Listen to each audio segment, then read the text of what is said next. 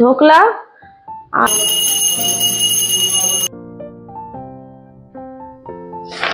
নমস্কার বন্ধুরা, আপনারা সবাই কেমন আছেন? আলাপ নন্দিনীর একটি নতুন ভিডিওতে আপনাদের সকলকে স্বাগত। এখন ঘড়িতে বাজে বেলা 12টা। এখন রান্না বান্না সব ছেড়ে আমি এই যে ছেলের প্রজেক্টের কাজ নিয়ে বসেছি। হ্যাঁ, এগুলো করতেই হবে জানেন তো, রাতের দিকেও সময় পাচ্ছি না যে করব। বাবু দেখা আর কি করতে হবে। বাংলার এই যে এগুলো করা হয়েছে, এইটা সন্ধিগুলো করতে হবে না।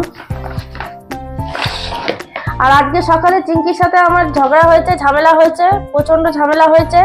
তাই আমি চিঙ্কিকে বলে দিয়েছি, মা তুমি আজকে সব রান্না বান্না গুলো করবে। চিঙ্কি বলেছে ঠিক আছে মা, তুমি আজকে রেস্ট নাও। এ মা, তুই এখানে বসে আছিস? তুই যে বললি রান্না বান্না করবো আমি, মা তুমি রেস্ট নাও, আমি রান্না করে দেবো। তুই এখানে বসে আছিস কেন বাবুর মতন? যা, আমি আজকে বসে থাকি, তুই রান্না করে আন। যা চিঙ্কি, যা যা। চিঙ্কি রান্না করবি? আর খেতে হবে না তাইলে রান্না, চিঙ্কি রান্না করলে। না, চিঙ্কি রান্না করলে আর খেতে হবে না গো, চিঙ্কি রান্না করলে আর খেতেই হবে না। যা। প্রচন্ড গরম পড়েছে, দরজা জানলা সব বন্ধ করে বসে রয়েছি।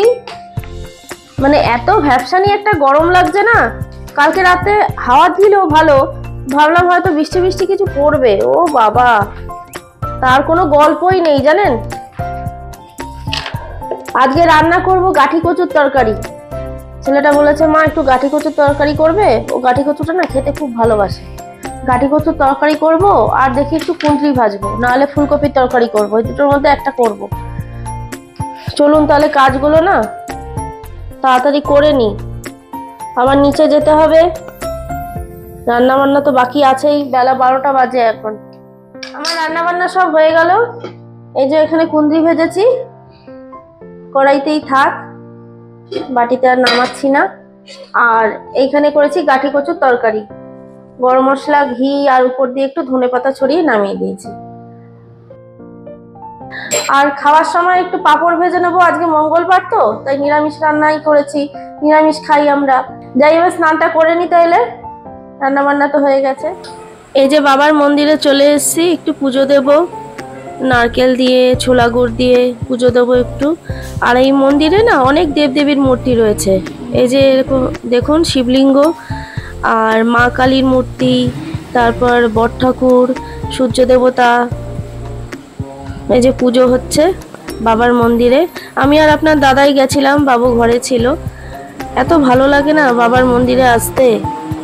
রামনবমীতে না এখানে ধুমধাম করে অনেক বড়ভাবে পুজোটা করা হয়।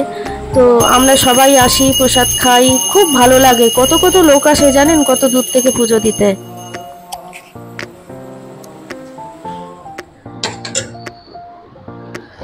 সন্ধ্যাবেলার দিকে একটু মন্দিরে গেছিলাম, পুজো দিয়ে এলাম বাজরংবলীকে। এসে নিয়ে এই যে খাবারটা একটু গরম করছি। যা গরম লাগছে না জানেন তো, একটু বৃষ্টি নেই, কিছু নেই, খালি দরদর করে ঘামাচ্ছি। আর এই যে আসার পথে একটু ধোকলা নিয়ে আসলাম, খিদে খিদে পেয়েছে।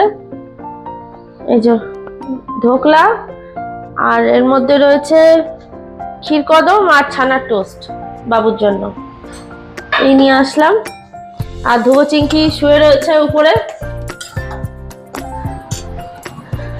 বজরংবলীর মন্দিরে গেলে না একটা আলাদাই শান্তি, কি যে ভালো লাগে না মন্দিরে গেলে।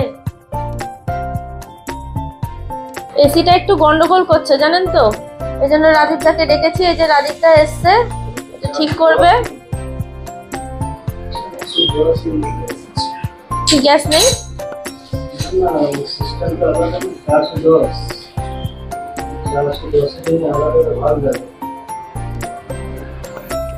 প্রথমে ভাবলাম এসির গ্যাস প্রেশারটা হয়তো ডাউন হয়ে গেছে, কিন্তু রাজীবদা বলল সব ঠিকঠাকই আছে।